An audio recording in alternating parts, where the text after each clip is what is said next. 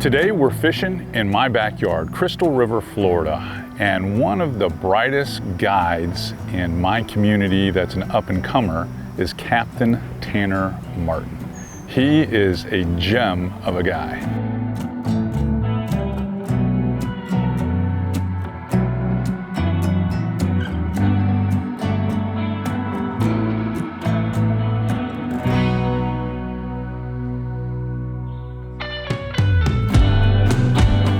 Well, your backyard, my backyard now. Gonna do a little mashup power fishing today. We really don't have a plan, or do we? Do we have a plan? Kind of a little bit of everything. Yeah? We're gonna go kind of try to cover as much water as we can, spoons, top water, search baits, and gonna just see what happens. It was funny when you and I talked on the phone. I was trying to probe you for what should I tie on, what should I do? The next thing I knew, this morning at 4:30, I'd already tied like 10 rods, and I was like, I only got 8 rod tubes. I got 2 rods I gotta sit in the deck of the boat. I brought so much stuff to throw, so. I like junk fishing, I really do. I think it's one of the most fun things to do is when you don't have a plan, and then you figure it out, and then you just fish that, whatever works from that point on. Pretty much just kind of let the fish tell you what you need to be doing as the day goes on. Well, it's a Friday, so we're definitely gonna have to do that because we're gonna have a lot of company. One thing about Crystal River, Florida, it's become very popular. Yes, yes it has.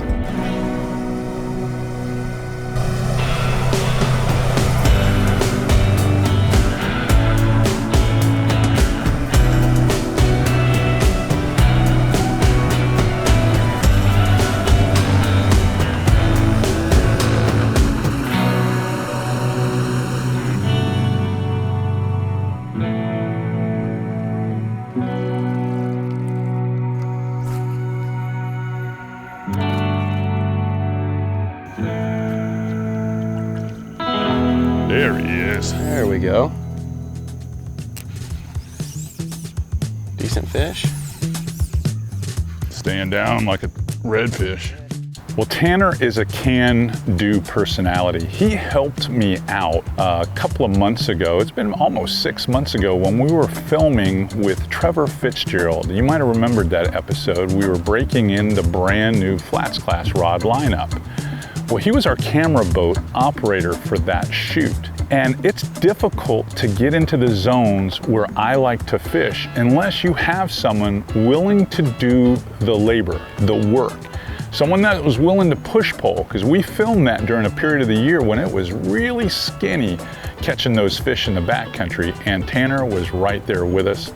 And I felt like after meeting him and having that experience with him, I was like, I'm gonna reward him. I'm gonna definitely ask him to help me out and do an episode.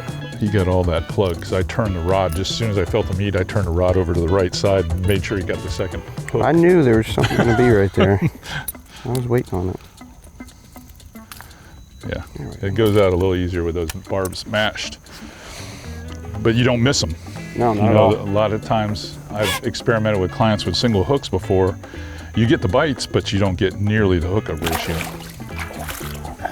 See how that bait basically floats, Tanner? Yeah, I saw that when you first cast it out, it floats. It floats. So it's a Mirrolure. It's made by Mirrolure for them, but it's weighted differently. So this is the Double D XL. All the Texas guys throw this for those big speckled trout out there. But I have found it to be an incredible snook bait here. They love this color too. Looks a lot like that beer run color that I have at Z-Man. Is that the tail end of that's what floats? That's what it looks like, right? Yep. Yeah. It just sits there and that lets you dart it down. Yeah. You know, years ago we used to throw a Mirrolure called the 7M, which was a floater diver, and that's what this has turned into. It's just a nicer profile because it's a little bit wider, throws a wider flash, and it walks side to side a little bit better than the. And the old 7M had 3 hooks, and the hook hangers on them are kind of tough. I like the white color on that. Yeah. Especially this time of year. And I can see it. And I can see it.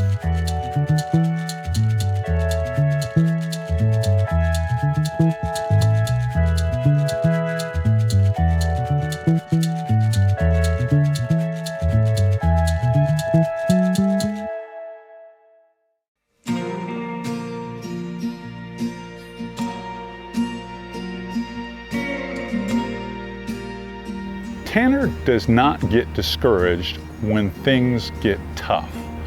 All he does is think about what is the next move. He doesn't panic, he doesn't rabbit. There were several times I thought I was fishing with a 40 or 50-year-old guy at the back of the boat. He's like, okay, let's let them settle down.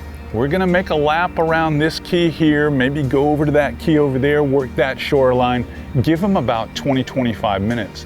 And then we're gonna come back in here again and approach it from another angle with a different lure and see what happens. That's not a rookie. That's someone that fishes a lot.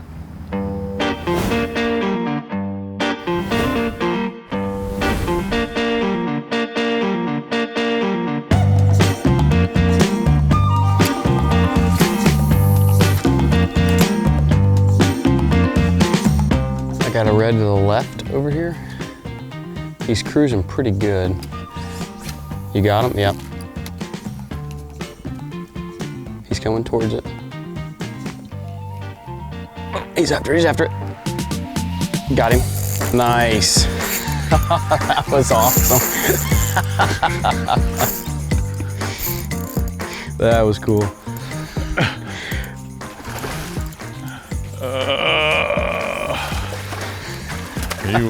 He was determined. Yeah, he was bulldogging that thing. He likes that color, huh? And I mean a good representative too, brother. I go to Louisiana in about 10 days and this one looks like he's from that zone. He's coppered.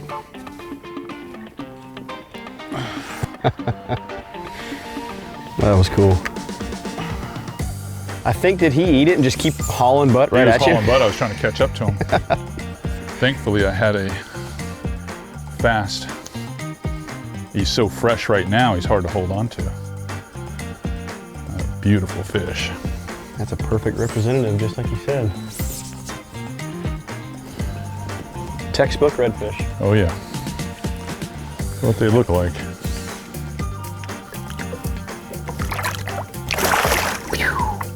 Nice. Yeah. Nice.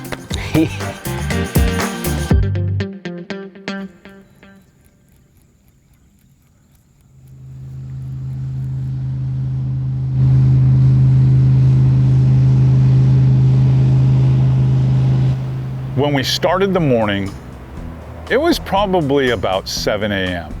I felt a pretty good earnest start. And we fished a few zones through top water. I ended up throwing a subsurface like double D Mirrolure. And I like to really go through my BUZBE box and use as many baits as I can. To me, it's kind of fun. I've got a guy who knows what he's doing. He guides these waters almost every day. And we were looking for something new. We both came out of tarpon season. We're looking to get back into the flats groove, if you will, the backcountry groove. So, threw a couple of different lures, caught a redfish. Thought it was great. And then we went to a couple of what we both thought were some of the best areas to catch redfish. And not so fast. Again, it was a challenge. I mean, they were there, but they were completely uninterested. It didn't matter what we threw. Small, big, medium, slow, dead stick, fast. Everything I tried. Tempo to size to dead stop. They weren't doing it.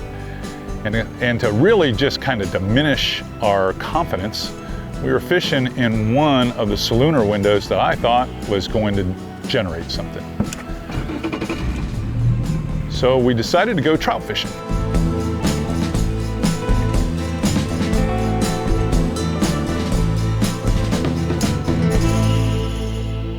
And trout fishing was fairly productive.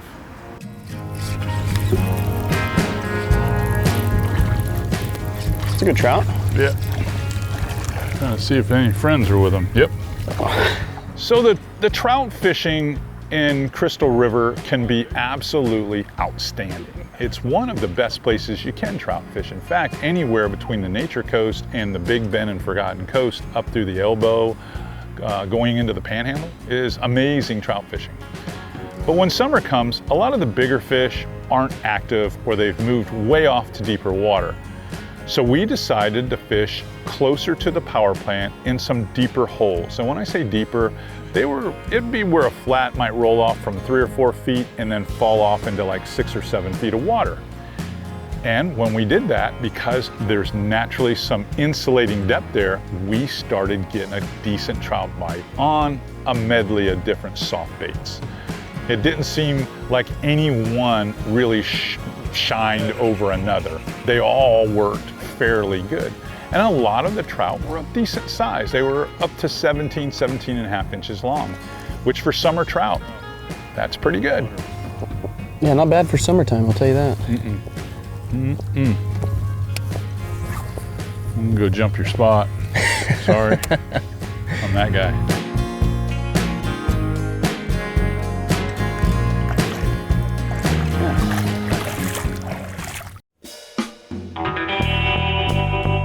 All right, today's tackle talk, well, it was pretty rewarding. It was one of those types of days where I could throw what I wanted to throw. One of my favorite summer tactics is targeting the shady zones.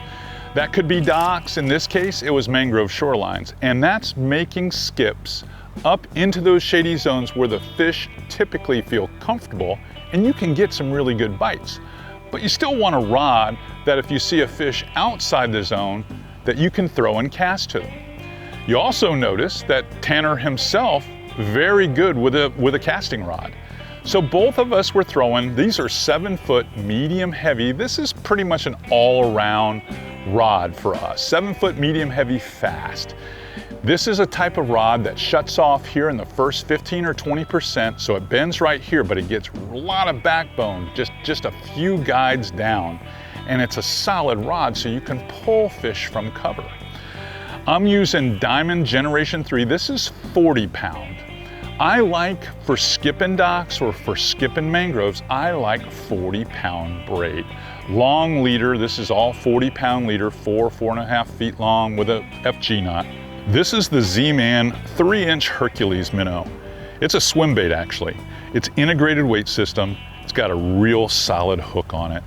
And for me, it is one of my favorite lures to throw in anywhere from 2 to 4 foot of water. It's becoming my all-around go-to bait. I love this color, which is Houdini. And this is the Baits Hundo. Now, the Baits Hundo is a power-packed little reel. I mean, this is one of my favorite reels now. I don't know if I've ever used a casting reel of this size. This is like an 80 size reel with a 100 size spool. So it will hold 100 yards of 30 pound braid. With 40 pound braid, it's probably only like 70 or 80 yards, but that's not important because I'm only using this for skipping. I'm not using this to target some hard running fish that's gonna run that far away. This is an 8-to-1 reel, picks up 32 inches of line per handle turn, has 15 pounds of drag. It's one piece aluminum, not parts, no plastic. I mean, it's solid. It feels solid in your hand. In fact, on this particular rod with the feel through grip here on the reel seat, and you holding, this is 6061 T6 solid bar stock aluminum. Made out, it's like a piece of art. There's a serial number attached to this baits reel. And it only weighing 5.2 ounces, this weighs nothing. I can skip and skip all day long. And it feels great in the hand. It's just one of those reels, came out a couple of years ago and it keeps getting better and better and better. And love the brand, love the ownership there. Lots of their stuff is made right here in the USA. It's just, as much as I love some of my other reels, this one here has found a home in my boat every trip. If you're interested in checking them out, go to baitsfishing.com. And if you use something like this, it's an all-around. You'll be able to skip, you'll be able to sight fish, and you'll be able to tangle with some pretty big fish. So, summertime fishing on Florida's West Coast can be extremely challenging. It's challenging for the two obvious reasons, which is super high water. because we fish around the moons here quite a bit, because that's when the water's the coolest. And floating grass. Ugh, the bane of my existence in the summer. Now, you compound that with 1,000 scallop boats that are running to the productive scallop grounds, and they're running through your area and running back in to have scallops clean. And you have a recipe for failure. But we emptied the kitchen sink. I mean, one bait after another. It was probably more like 4 dozen lures. But when that hill tide, after we fought through that incoming, after that hill tide dropped off, we ended up swinging into the main river and doing a little fishing, where Tanner said that he would come there and it was one of his favorite spots just to throw a couple of jigs and see if you could catch a decent snook. Oh yeah. Tanner comes tight. And this fish is running everywhere. We have our motto or flotilla of scallopers coming in, because we were in a zone where you're not in a no wake zone, and they're rocking the boat, and we're trying to get a hold of this snook, and it comes up next to the boat, and he's holding that rod up high, and it shakes one more time. Oh yeah, it's a good one.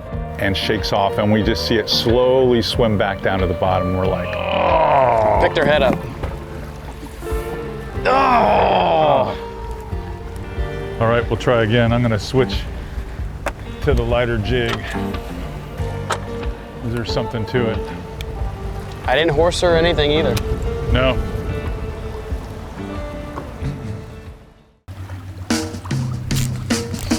Tell me it's one. Oh yeah, yeah. Pretty amazing on such a small lure in about 17 feet of water. The key was making a cast up to the shallow edge and walking that jig down, which was a paddle tail jig. It was an integrated swim jig. It was the 3-inch Hercules minnow, and working it down that edge and falling down in the hole and then reeling as slow, just trying to keep enough ramp speed to keep that tail just swimming. And as dark and dirty as that water was on that outgoing tide, I kid you not, that 4th cast, he hammered that thing, and it was on. I think I'll be all right. You know what leader's on here? Probably 40. A full moon with a west wind, and I mean, this time of year, that's what you're gonna get is a hard west wind, but on a full moon, that's whenever your tides are gonna move the hardest. So you're gonna have a big afternoon low tide or either early morning high tide, and that's what we had was a hard low tide today, and it's still going out. So today's low tide is probably, I'd say 2.5 to 3 foot.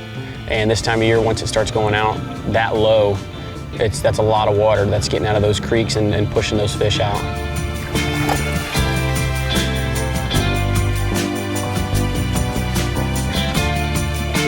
Bring it right up to you. There we go. Nice. Woo. Beautiful fish. She inhaled that thing too. Beautiful fish. Awesome.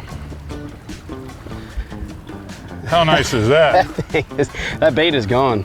You should get your picture taken with that one. That's awesome. All right. Set this. Thing's gonna be 30-odd inches long. I got Don's our technical advisor. Here you go. All right, I got him. All right. I'm gonna get a shot of you with Reed filming you.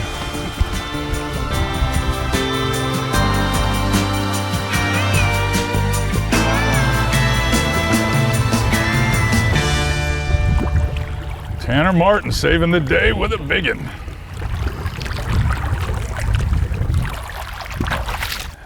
That one sends us back to Pete's Pier. That was a good one. Awesome. Man, I'll tell you what a grind day. But when you put the time in, you hit the right spots. We knew this was gonna be kind of a ripcord spot, and boy did it pay off. You just gotta cover as much water as you can pretty much, and eventually something's gonna bite. And you're not gonna know about something like this unless you fish a lot here. Yeah. Good job. That's Good right. job. We'll get some stuff put away and then we're off.